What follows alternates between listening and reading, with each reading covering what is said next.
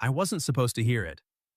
If she had hung up when she thought she did, or if I'd ended the call half a second sooner, or if I hadn't still been standing there with my phone in my hand like an idiot, none of this would have happened, but she didn't. And I did. And what I heard changed everything.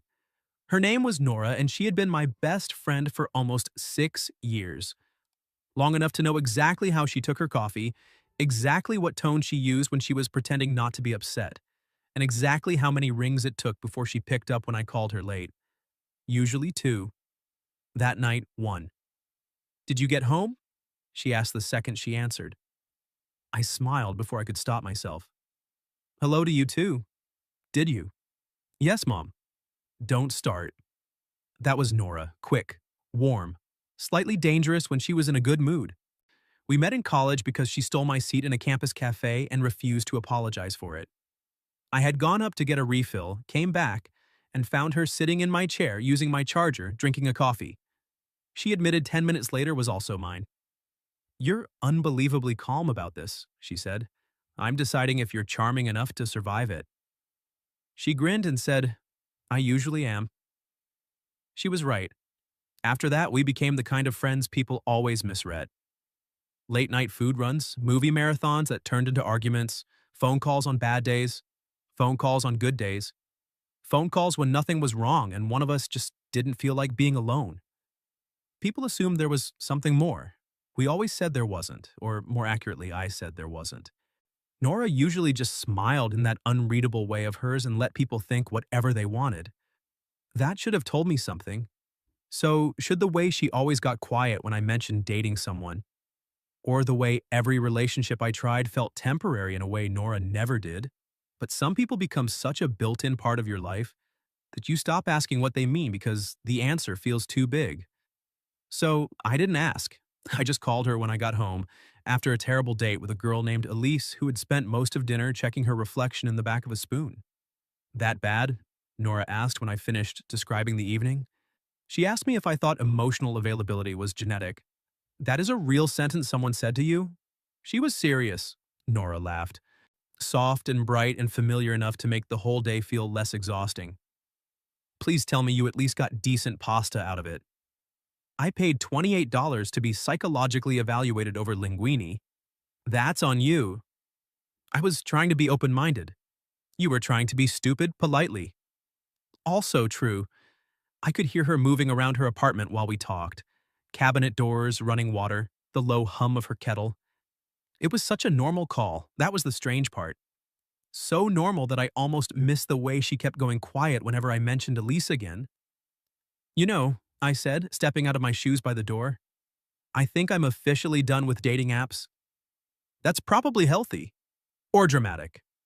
With you, it can be both." I laughed and leaned against the kitchen counter. "Ah, what would I do without you?" The line went quiet. Not dead quiet. Just that slight pause that means a question landed somewhere deeper than it was supposed to. "Nora?" "I'm here." Her voice had changed a little, softer. Then she cleared her throat and said, almost too lightly, "Probably date women who don't interrogate you over pasta." That is a very high bar. You'd be amazed how low the current standard seems. I smiled. "Good night, Nora." "Good night." I pulled the phone away from my ear and was just about to end the call when I heard it. Not silence. Her voice. Fainter now, a little away from the phone like she'd set it down on the counter without realizing the line was still open. At first, I only caught pieces. Just got home." Then another voice, female, tinny through speakerphone. Her friend Chloe, I thought. And then Nora again. Clearer this time. "No, I know," she said, sounding tired in a way she never sounded with me. "That's exactly the problem." I froze. Chloe said something too muffled to make out. Then Nora let out a breath that sounded suspiciously like frustration. "I don't know what else to do," she said. "He calls me after every bad date like I'm supposed to help him find the right girl. And I just sit there pretending that's normal." Something in my chest tightened. I should have hung up. I know that. I didn't. Because by then I already knew, somehow, that whatever came next was going to split my life into before and after. Chloe said something again, sharper this time. And then Nora, in a voice so honest it barely sounded like the same girl who joked her way through everything, said, "I'm in love with him, Chloe. I have been for a long time, and I don't know how much longer I can keep acting like being his best friend is enough." I said her name before I even realized I was going to. Nora? Silence. Not the comfortable kind we were good at. This one felt sharp, exposed, like the whole call had suddenly turned into something fragile enough to break if either of us breathed wrong. Then I heard movement on her end. Fast, panicked movement. When she spoke again, her voice was small in a way I had never heard before. "You were still there." It wasn't a question. I closed my eyes for a second. "Yeah." The silence that followed was worse. Not because it was angry, because it wasn't. It was mortified. Nora, who could argue with professors, charm waiters into fixing orders that weren't even wrong, and walk into any room like she belonged there, us had gone completely quiet.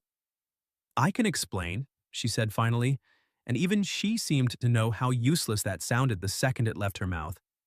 "You don't have to explain it. That's easy for you to say."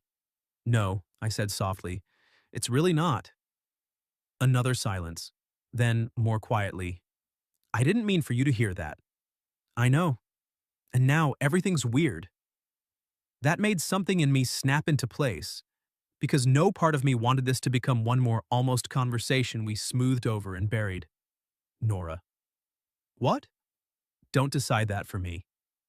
She didn't answer right away, then she asked very carefully, "What does that mean?" I looked around my kitchen like the answer might be written somewhere between the sink and the stupid takeout menu on the counter. It wasn't. It was already inside me. And maybe it had been for longer than I wanted to admit. "It means," I said slowly, "I think I've spent a long time not asking myself the right question." I heard her breathe in. "What question?" "Why every girl I go out with feels wrong the second I start telling you about her." That got me another silence, but a different one this time. Not broken. Listening. I kept going before I could talk myself out of it. "You want the truth? I think I called you after bad dates because you were the person I actually wanted." I just never let myself finish that thought. I laughed once under my breath, which is a pretty embarrassing way to live in hindsight. When Nora finally spoke, her voice had changed again. Still nervous, but softer now, less afraid. "Are you saying this because you feel bad?" "No. Because if you are, I need you not to." "I'm not." I leaned against the counter, suddenly too restless to stand still. "I'm saying it because the worst part of hearing what you said wasn't that it shocked me." I swallowed. It was that it made too much sense. I could almost feel her processing that through the line. Then she asked, "What do we do now?" I didn't hesitate this time. "I'm coming over." "What?" "I'm not having this conversation through a phone you accidentally didn't hang up." "Nate, I'm already putting my shoes back on." That got the smallest breath of laughter out of her, shaky and disbelieving. "You are impossible. You've known that for 6 years." "And yet," she murmured. That one nearly got me. She lived 4 blocks away. I made it in under 5 minutes. When she opened the door, she was in an oversized cream sweater and soft gray shorts, hair loose, face still pink from the kind of embarrassment she clearly wasn't used to wearing. For a second, neither of us spoke. We just stood there looking at each other like the whole friendship had shifted slightly under our feet and neither of us trusted the floor yet. Then Nora said, "This is deeply humiliating for me." I smiled despite everything. "You still look better than I do." That's not comforting. It wasn't supposed to be. It was honest. That softened something in her face. She stepped aside and let me in. Her apartment looked the way it always did at night. Lamp on near the couch, one mug in the sink, blanket half falling off the armrest, but nothing about it felt normal anymore. Not with her standing there. I'm waiting for me to say the one thing I should have said long before tonight. So I did. "I'm sorry you had to accidentally confess before I figured myself out." Nora folded her arms. "That is somehow not the worst apology I've ever received." "I'm serious." "I know." Her voice softened. "That's why it's making this harder." I took a step closer. "The truth is, I think some part of me has known for a while. I just kept hiding behind the fact that you were already in my life. Because if I looked at this directly, it stopped being safe. Her eyes stayed on mine. And now I think I'm done pretending the center of my life is somewhere else. The look on her face after that nearly undid me. Not dramatic, just open, hopeful in a way that seemed to scare her a little. Nate, she said quietly, I meant what I said. I know. I really have been in love with you for a long time. I smiled a little. Yeah, I think I'm the one who was late. That finally made her laugh, soft and warm and relieved. And once she laughed, everything got easier, not smaller, just clearer.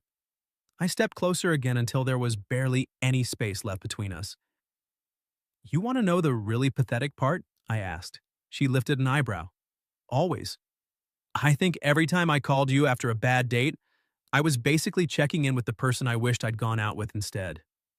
Nora stared at me for half a second. Then she covered her mouth and laughed once, almost like she couldn't believe she was allowed to be happy yet. That, she whispered, is an unfairly good answer. I panicked and got honest. It's working. I lifted a hand to her cheek, slow enough to give her time. She didn't move away. So I kissed her. Soft at first. Careful. The kind of kiss that feels less like a sudden decision and more like finally admitting something both people have been circling for far too long. When we pulled apart, she stayed close, her forehead almost touching mine, smiling in that quiet, stunned way people do when hope turns into something real.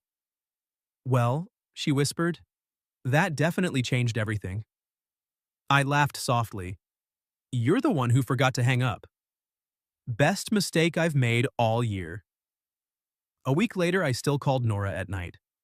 The only difference was that now she answered with, hey, you, instead of, did you get home? And I stopped pretending the best part of my day was just a habit. It wasn't. It was her. It had probably been her for longer than I knew how to admit. And so tell me, if you were in my place, what would you have done after hearing that confession? Leave it in the comments. And if you like this story, don't forget to like the video, subscribe to the channel, and I'll see you in the next one.